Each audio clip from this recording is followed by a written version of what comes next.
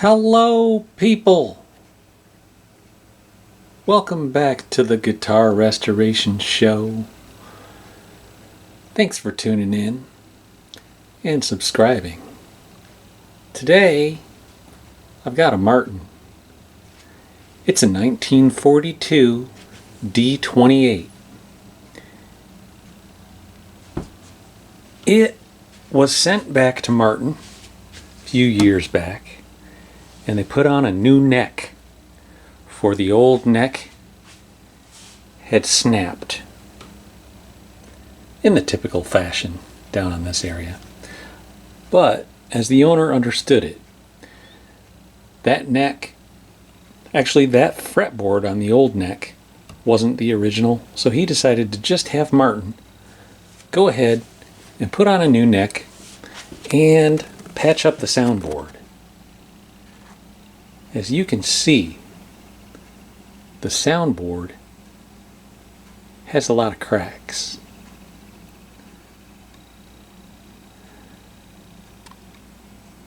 The reason it's in the shop today is not for the cracks. It's because the bridge was lifting. So I unglued it this morning. And I'm going to run the belly reducer because it does seem to have tipped this way slightly. It's hard to see that on the TV screen, but it's easy for me to see, so I'm going to run that down in there. Oh, also the other thing I want to show you, the end block has a big crack in it, so while the bridge is off, before I even do that, belly reducer there, let's glue that up. Let's also take a look at this. See those little X strokes? I guess at the factory they take a knife and they score little lines in the bottom of the bridge to help the glue have some tooth to grab onto when the glue is setting. The glue gets squeezed into each crack. It's just a little better something for the glue to hold on to. So there's a concept you could use. Right there, see them scratches? It almost looks like X marks. Alright. Okay, right there's the neck block of the guitar. When I put a mirror in there through the sound hole, now we can see the end block and the crack. I've placed a jack in there to open up the crack a bit more than it naturally would be. I'm going to reach in there with some tight bond wood glue and fill that crack. Let me show you a little trick. Okay, this is a little trick. Not all repair guys can do this, but there is one benefit of being 5'7", 150 pounds and having very small arm muscles. It's that I can stick my entire arm, well up past the elbow, into a guitar. A full-sized dreadnought guitar like this is not a problem for me to get my arm into. And that's saved me a great deal of time and hassle and discomfort in doing these kinds of brace repairs, and especially an end block repair. The end block is about 7/8 to an inch thick down here, so I'm going to get in there with the paintbrush. I'll show you my technique. Alright, I've got my light taped in there so it doesn't wiggle and jiggle and fall all over the place while I'm moving the guitar around. I'm going to take some Tight Bond Ultimate Wood Glue. I use the Tight Bond 3 when it's a piece of wood that's never going to need to be unglued. This end block shouldn't have cracked in the first place. It got dropped. That's how the neck broke. I'm going to thin it slightly with a little bit of water. 1 squirt. It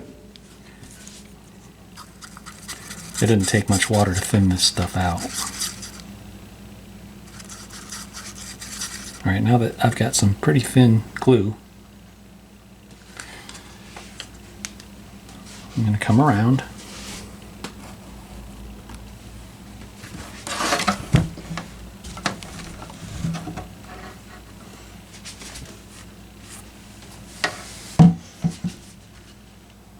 I'm going to work through the sound hole. I looked at the end of the guitar, and someone's already gone in there and repaired the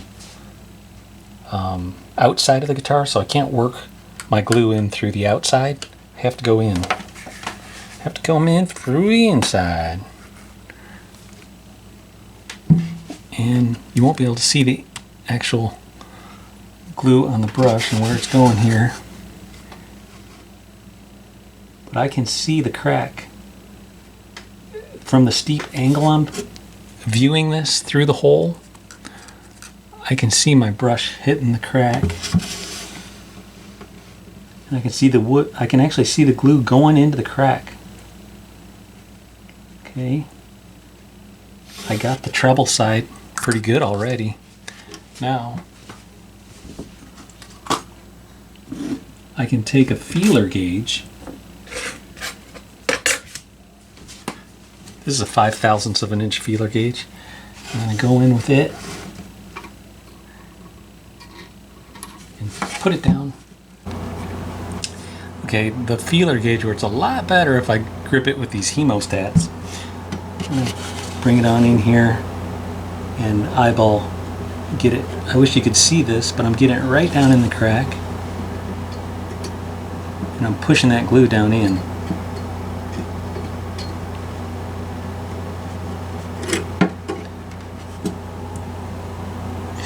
Maybe we can get a little view of it right here.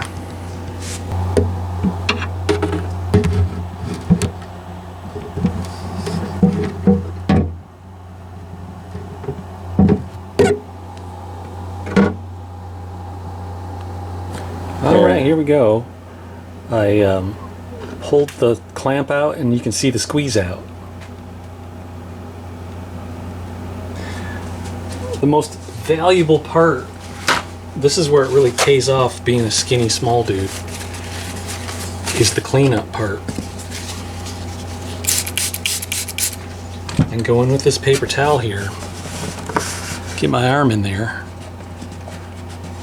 and clean that whole end block off like it wasn't nothing. If my arm didn't fit through this hole, I'd be in with those hemostats and a folded piece of paper towel, struggling, not knowing if I was getting her clean or not. And let's take a look now how my cleanup work was.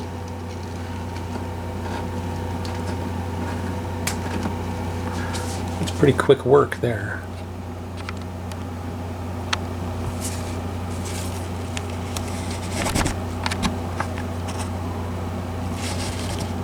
Now I'll put the clamps on there and we'll see a little more squeeze out.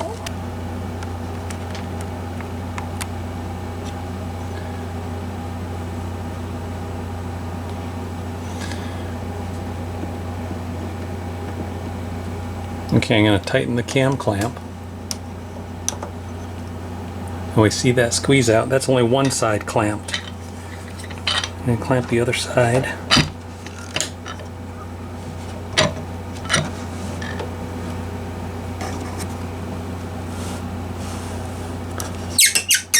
Alright, both sides clamped. I'm going to go and clean again.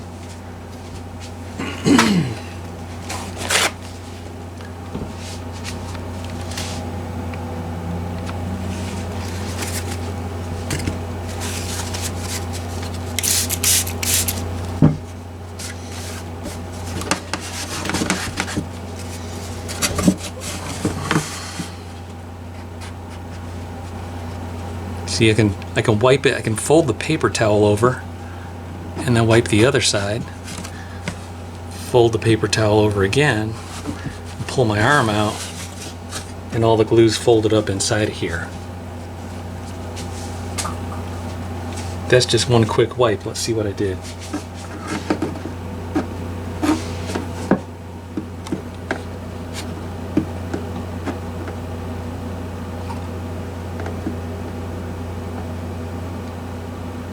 I missed a little on the base side. other than that, man, that's some quick cleanup right there. Let me get that, and we'll take a look from the outside. Since we're looking at the inside of the guitar, I thought we'd look at some interesting cleat work that was done. The owner said that when the guitar was at Martin getting the neck replaced, they replaced the bridge plate, which looks exactly correct. That's a brand new piece of hard rock maple looking thing right there. And he said they cleated the top. That cleat is pretty big, and bigger than anything I've seen a factory do. I mean, I don't know what the factory does, to tell you the truth. I've never been there. But that looks like a pretty big honking piece, and I don't know if it's plywood. It's plain sawn maple, that's for sure. But I guess it's hardwood. It sure is long for a shim. That would be a shim that runs about in this area here.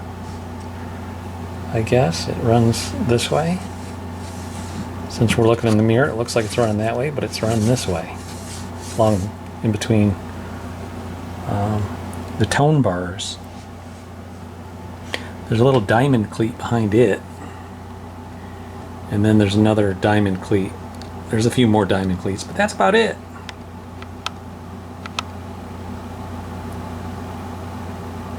Interesting. Very interesting. There's no cleat on the crack that looks like the biggest crack of all, right here. But it's glued together pretty good on the outside, so he must have determined it didn't need one. And if it's holding together at this point, I guess it don't. There's the two cam clamps holding the end block together. I'll let that stay clamped up for at least an hour and a half and do some other stuff. One more look at the tool I used, the spanner jack, to hold the back and the top apart while I got my glue in there. I had to tape on a piece of 1/4 inch wood because these only extend out so far. Stuart McDonald sells this same brass jack. It might be a little longer, the StewMac version. I don't have the StewMac version.